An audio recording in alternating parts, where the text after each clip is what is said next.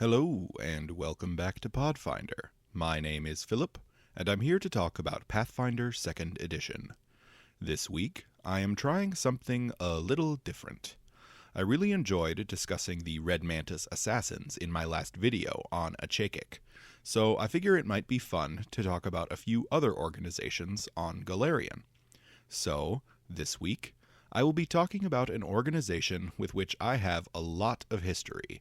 The Gray Maidens, villains of the first campaign I ever ran. Before that, though, if you enjoy this video and want to hear more Pathfinder lore, consider subscribing or commenting below.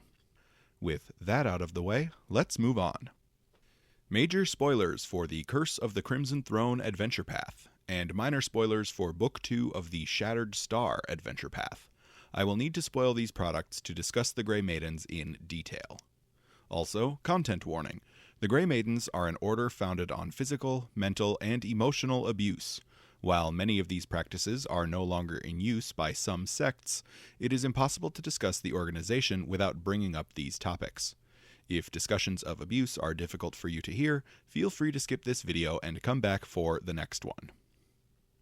The Gray Maidens were originally an all-female military order. Founded in the city of Korvosa in Varisia, the Gray Maidens served at the pleasure of Queen Iliosa Arabasti. Upon the queen's death, the order was officially disbanded. Since then, splinter groups have formed, broken up, and reformed throughout the Inner Sea region. Most of these groups maintain the all-female membership requirement, though others have expanded their recruiting efforts to include members of all gender identities. Most splinter groups continue to exist as military orders first and foremost, though some have taken on the aspects of a social support network for members. In the year 4708 AR, 16 years ago at time of recording, Queen Iliosa Arabasti rose to power in the Varisian city-state of Korvosa after the death of her husband, Eodred II. While Iliosa was not a blood member of the ruling family of Korvosa, having married into the royal line only a few years prior, few of the citizens of Korvosa were especially alarmed at her ascension. The rulers of Korvosa had a nasty habit of dying under suspicious circumstances, a trend which was colloquially referred to as the Curse of the Crimson Throne. Iliosa took power at a particularly difficult time in Korvosa's history. Tensions between the native Shoanti citizens and the locally stationed Hell Knight Order of the Nail were reaching a breaking point. Beyond that, strange events in wider Varisia, including in the neighboring rival city-state of Magnamar, were continuously evolving, indicating that the magic of the ancient rune lords was stirring in the shadows. On top of all of this, a strange, never-before-seen disease called Bloodveil had taken root among the poorest citizens of Korvosa and was rapidly beginning to spread. To deal with these myriad problems, Korvosa had two official security forces and one unofficial one. The Korvosan Guard functioned as the city watch, dealing with all issues relating to policing, crime, civil unrest, and general civic order. In times of external threat, the Korvosan Guard would change from a policing organization to a military one. The Guard was headed by Field Marshal Cressida Croft, who ensured that the Guard's loyalty was to the city first, the throne second, and the Church of Abadar third. In total, the Korvosan Guard could muster about 700 troops. The Sable Company was the second of Korvosa's two main security forces. While technically a mercenary company, the company was based in northern Korvosa and was signed on an effectively permanent contract with the city. Commandant Marcus Endrin trained his soldiers in the art of mounted combat, and each member of the company fought while mounted on the back of a hippogriff. The company was responsible for the safety of the skies and seas around the city. The Sable Company answered directly to the Seneschal of Castle Korvosa, not to the throne itself. The company is estimated to have been able to field about 300 warriors and their associated mounts at its height. Finally, the Hell Knight Order of the Nail, stationed nearby in the fortress of Citadel Varade, served unofficially as the third security force. The Order of the Nail is singularly devoted to eliminating savagery in all its forms, thus expanding civilization and the rule of law. As you might expect of a Chelish organization, Much of what they deemed savage was simply anything non-human or non-Chelish. This included the native Shoanti, even those who were integrating into modern Korvosan life. The Nail Knights answered to Lictor Severs de Viri, who only took orders from the Korvosan government when paid. Notably, the Order of the Nail was almost universally despised by the citizens of Korvosa, and even the government hated them. As you might expect, having 3 disparate security forces to combat the city's problems only made things worse, especially when each force answered to completely different commanders with sometimes conflicting goals. Eventually, the Order of the Nail even conducted a raid on the Korvosan neighborhood of the Shingles without consulting or coordinating with the other forces. Into this powder keg stepped the Gray Maidens. Iliosa appointed her personal bodyguard, the mighty swordswoman Sabina Marin, to head a new order of all-female warriors. Outfitted in striking red and gray armor with unadorned faceplates, the Gray Maidens made an immediate impression upon their introduction to the city. Their uniform appearance struck fear into their enemies, and their shield wall fighting style was well suited to the wide streets where they were commonly deployed. The Gray Maidens answered only to Queen Iliosa herself, and not even Field Marshal Croft or Commandant Endrin had the authority to command them. The Gray Maidens were assigned to work with Reiner de Valles, a physician who led a small army of plague doctors, and to help him eliminate Bloodveil from Korvosa's streets. From the very beginning, the Gray Maidens were recognized for their brutal efficiency and ruthlessness in the field. While their skills were unmatched, more than a few questions began to crop up. Who were the women behind the masks? Not one citizen could identify a friend or family member who had joined the Gray Maidens. So where did the hundreds of warrior women come from? Why were they so merciless in their operations? How were they trained? How did Iliosa, a relatively young woman who was somewhat new to Korvosa, recruit and outfit such an effective fighting force so quickly? These questions only became louder when it was revealed that Reiner de Valles and his plague doctors were in fact a cult of Urgathoa worshippers who had, apparently, tricked the queen into allowing them to spread the plague further. With the expulsion of de Valles and his followers, the plague began to recede, though the population of the city, and especially of the security forces, was hit hard. The Order of the Nail was hit so hard that it was forced to retreat from the city completely. At this time, Queen Iliosa held a public address. During this address, she named the Gray Maidens as Korvosa's chief defenders and officially disbanded the Sable Company. Commandant Endrin, who was present at the address, attempted to assassinate Iliosa in retribution. He succeeded in putting an arrow in her skull, but Iliosa simply ripped the arrow out, then stabbed it into the commandant's throat. From here on, Iliosa's reign would descend into tyranny. So, here's the part where I tell you what was actually going on this whole time. Iliosa's ascension to the throne was no accident. She engineered the death of her husband through the use of poison. She seduced her bodyguard, Sabina Marin, until the swordswoman was hopelessly in love with her, then appointed her to the head of a new order of warriors, which would become the Gray Maidens. As for recruitment, Iliosa started by voluntarily recruiting from her personal guard. She personally judged each candidate, only allowing them to join if they were both physically powerful and sufficiently beautiful. Those who were deemed unfit were simply imprisoned.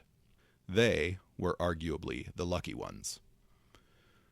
The women who were accepted into the order were put through a training regimen which was a sickening mixture of boot camp and psychological torture. Each woman's mind was broken and remade during the ordeal, culminating in a ceremony where her face was ritualistically scarred. The torture was designed to ensure that the Gray Maidens who survived were fanatically loyal to Iliosa and maintained a sisterly bond to one another on the field of battle. The initial recruits were volunteers from various military orders, the local militant churches, and Korvosa's various mercenary companies and military schools. These numbers were not sufficient for a large organization, however. Recruitment steadily expanded in secret and soon became involuntary. Women were conscripted without warning from every military organization in the city, to the point that many of the losses originally ascribed to disease during the plague were in fact quiet kidnappings on the part of the Gray Maidens. Within a few short months, Iliosa had her private army. The Gray Maidens were psychologically conditioned to be loyal to her and her alone, and they were better trained and better equipped than any force remaining in Korvosa. Of course, this is an RPG, so Iliosa was eventually defeated. A party of PCs, in my case a vengeful archer, a friendly paladin, an enthusiastic housedrake, and a lovable giant wolf, stood up to Iliosa's cruelty. Her control of Korvosa was slowly pried away until even Sabina Marin, who had been deliberately hidden from the more twisted aspects of Iliosa's plans, turned on her former mistress. Finally, Iliosa was defeated, and the Gray Maidens were disbanded. And yet, the women behind the masks remained. The psychological damage caused by Iliosa and her vile servants could not be so easily undone. Some of the women, particularly the recent recruits, were able to return to their normal lives, but most weren't. Many of the survivors went on to join other military organizations, or to found groups of their own. The hierarchical structure of the Gray Maidens, based in part on the organization of the Asmodean Church, meant that most of the members simply unquestionably followed those above them. This meant that, after Iliosa's death, any officers who were particularly charismatic could easily persuade their surviving underlings to follow them. This is exemplified in the Maidens of the Lady's Light, a small company of Gray Maidens who formed a mercenary band and sought out powerful Thessalonian magic in an attempt to regain control of Korvosa. Many other maidens grouped into smaller companies of only a few members, always sticking together as sisters. The two most famous of these companies are the Scarlet Rose and the Erinyes Company. The Scarlet Rose is made up of all those former maidens who have turned their backs on Iliosa and her teachings. They are a sisterhood of abuse survivors and work together to overcome their past traumas. The Scarlet Rose remains based in Korvosa to this day, protecting the city when needed. Members focus on bettering themselves and one another, and seek those in need of love and support. The Scarlet Rose has a close relationship with the Silver Ravens of Ravenel and with the Church of Shellen. The Erinyes Company are the fanatical followers of Iliosa. They remain dedicated to their queen's memory long after her death. These women retreated to Egorion, the seat of power for House Thrune in Cheliax. They pledged themselves to Queen Abrogail II, who now uses them as her personal enforcers.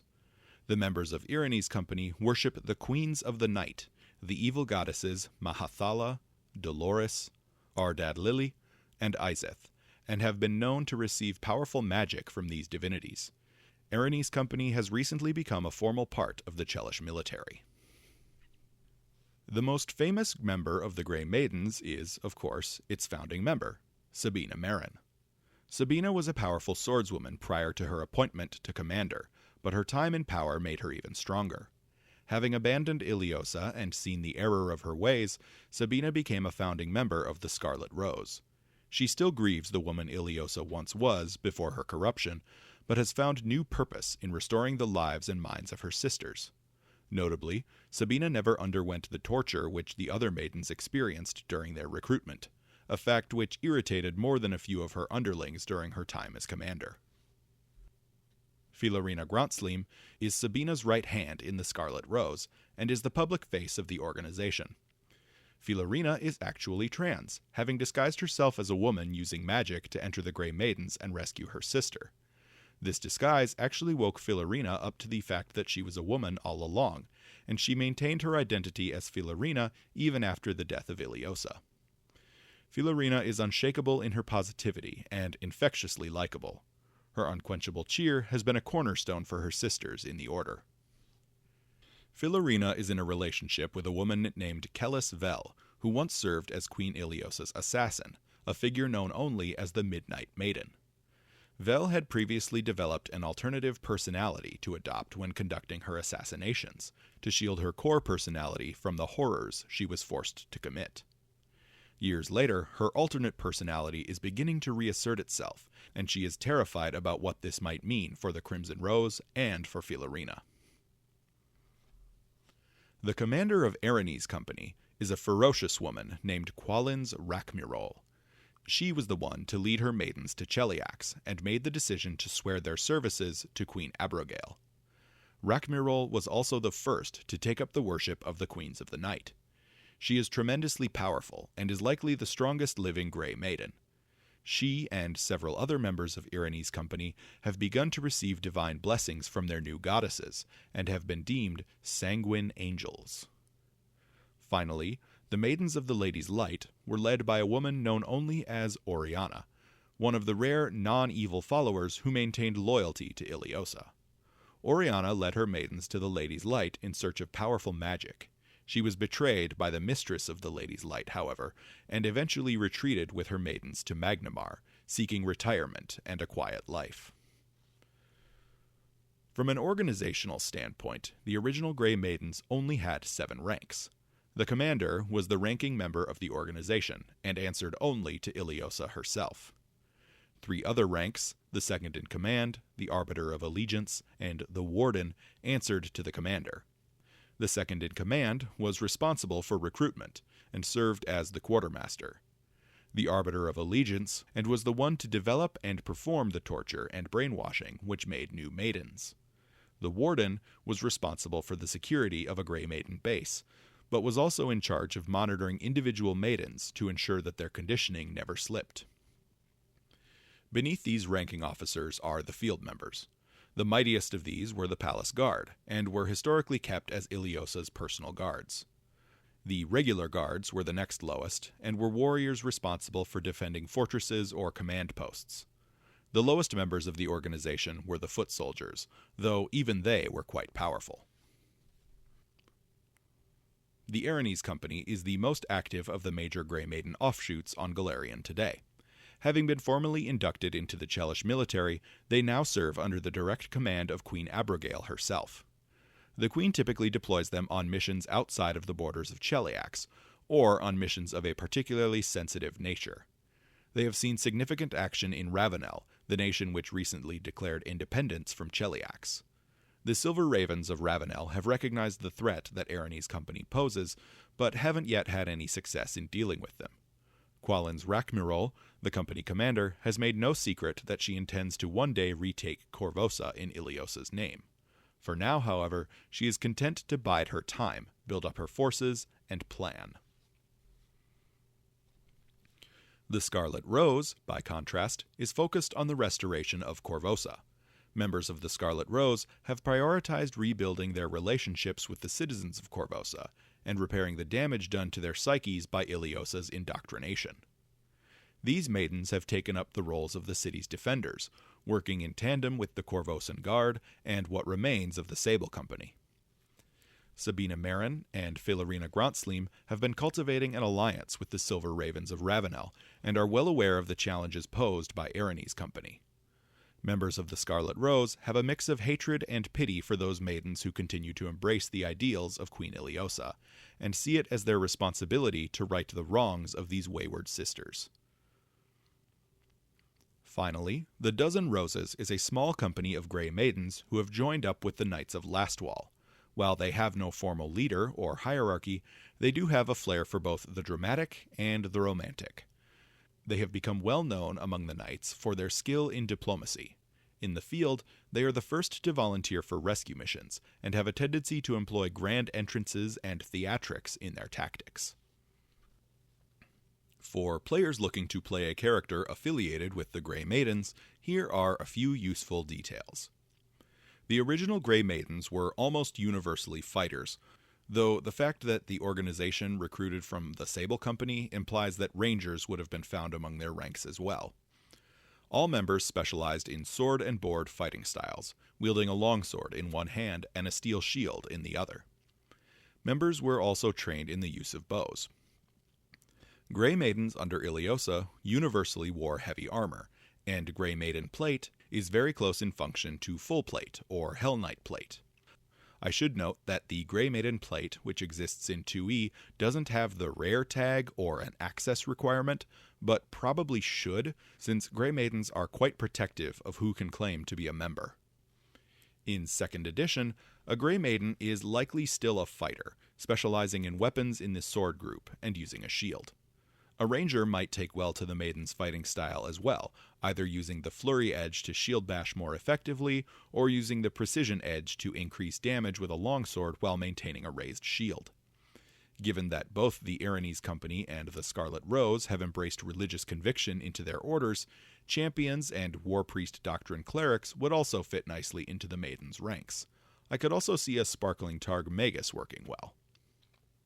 Characters of any class could take feats from a few different archetypes to replicate the Gray Maiden's style of fighting. The Sentinel archetype would go a long way toward allowing characters to master the use of heavy armor, and specifically Gray Maiden plate. Similarly, the Bastion archetype would allow a character to maximize their effectiveness with a shield. Back in 1st edition, the Cavalier class was also found among the Gray Maidens, though the way the class was used by the Maidens has little in common with the Cavalier archetype from 2e. The Gray Maiden Cavaliers were infantry, devoted to spreading combat buffs and tactical knowledge to their fellow soldiers, so the best way to represent this in 2e is probably to take feats from the Martial archetype. As far as ancestries go, most original Gray Maidens were human women of Chelish ethnicity, due to Queen Iliosa's open racism. A few elves were admitted, as were humans of other ethnicities. All original members were women, or at least presented as women at the time of their recruitment. Most of the surviving Gray Maiden orders have waived the ancestry and ethnicity requirements, to my knowledge, though humans are still by far the most common members. The Scarlet Rose has also waived the requirement that members be women, accepting recruits of any and all genders. The Rose's only requirement is that potential members have experienced trauma in their past and are seeking to heal their scars by bonding with others. By contrast, Erinyes Company still requires all members to be women, and due to lingering Chelish racism, new members will almost certainly be humans of Chelish descent. Recruits to Erinyes Company are selected from the best fighters in Cheliax, and are put through the same torturous conditioning process as the original Maidens. Common personal edicts among the Scarlet Rose likely include to help those suffering from past trauma, to act with loyalty toward your allies, and to readily offer mercy to those who repent. Common personal anathema among the members of the Scarlet Rose likely include to act mercilessly toward those who transgress, or to submit unquestioningly to authority figures. On the other side of things, common personal edicts among Erinyes Company likely include to submit to the will of your queen and commander, and to seek the power to retake Korvosa in Iliosa's name. Likewise, common anathema among the members of Erinyes Company likely include to surrender to your enemies, or to break your oaths to your superiors. The original Gray Maidens weren't a religious organization, but evolution of the surviving orders has allowed religion to take hold in the ranks. Characters in the Scarlet Rose, for instance, might worship Shelyn, whose church has been working closely with the Maidens to help restore their minds and their reputations with the people of Korvosa. They might also worship other deities of redemption or forgiveness, such as Serenray or the newly ascended Nocticula. More generally, a female knight character might easily be drawn to Iomide and her endless crusade against evil, or Felena and her desire to kick ass and look good doing it. Those maidens who have been unable to let go of the pain of their past might embrace more extreme faiths like Vildeus or Regathiel and seek to punish evildoers for their crimes. In Erinyes Company, the dominant faith is that of the Queens of the Night, Mahathala, Dolores, Ardad Lily, and Izeth.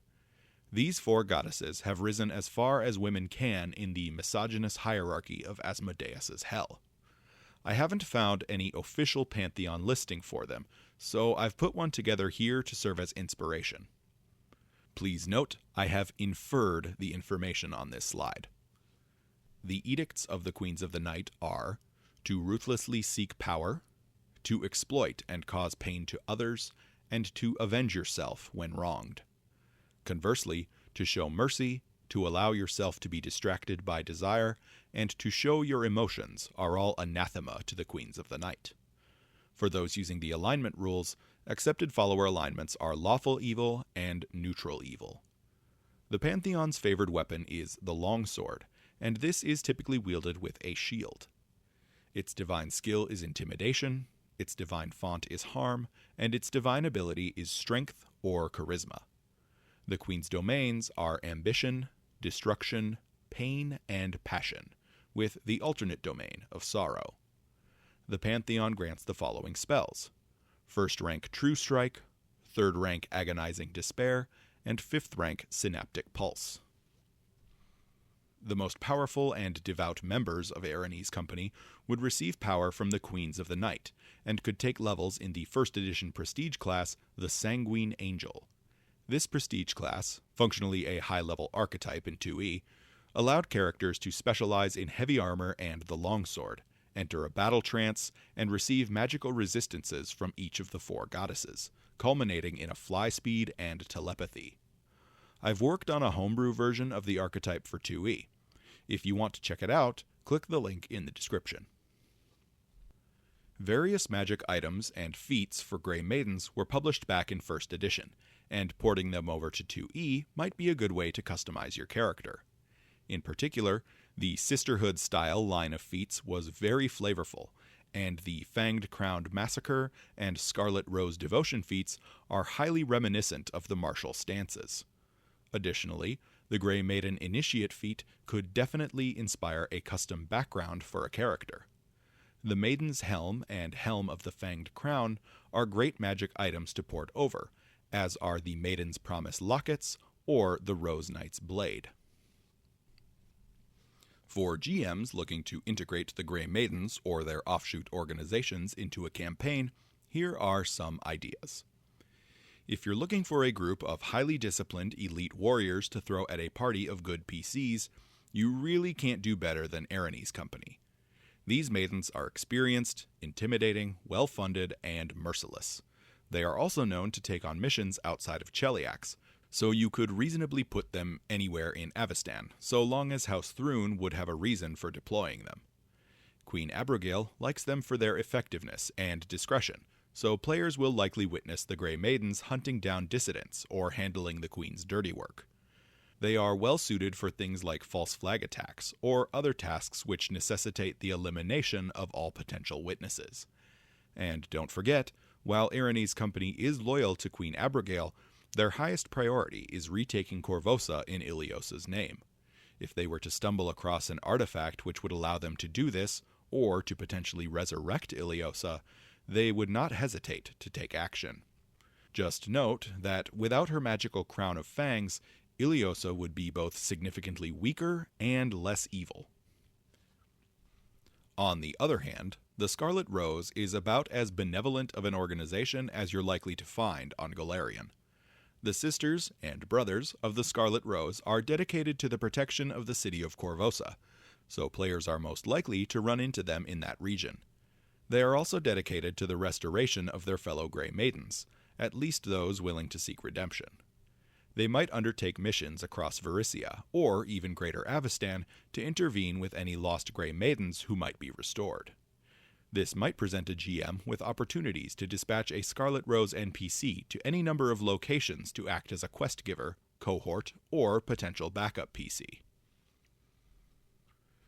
You might have surmised by now that the Scarlet Rose and Erinyes Company really don't like one another. Each organization is the antithesis of the other. Erinyes Company wants to retake Korvosa, and doubtless the destruction of the Scarlet Rose is part of that plan. They may even seek to re-indoctrinate Sabina Marin, Filarina Grontsleam, and their fellow Roses. The most obvious location for the confrontation between these two orders is the nation of Ravenel.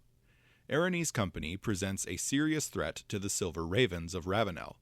The Ravens are allied with the Scarlet Rose, so it's possible that the Roses might soon depart for Ravenel in an attempt to bring their fellow former maidens to justice. This is a great opportunity for PCs to get involved, since Erinyes Company is better funded and on the offensive. The leaders of Erinyes Company are also tremendously powerful, and would make for excellent final bosses of a campaign. So, that's it. That's the Gray Maidens. They are a fantastically rich piece of lore in the Pathfinder setting, and easily my favorite organization in all of Pathfinder. Curse of the Crimson Throne was the first campaign I ever ran as a GM, and the Gray Maidens were one of the best parts of the whole AP. I think that I have 4 former Gray Maiden characters that I want to play across the various 1E APs, and I am just waiting for the right campaign to crop up in 2E to break one out. I hope you enjoyed this foray into new territory for my channel.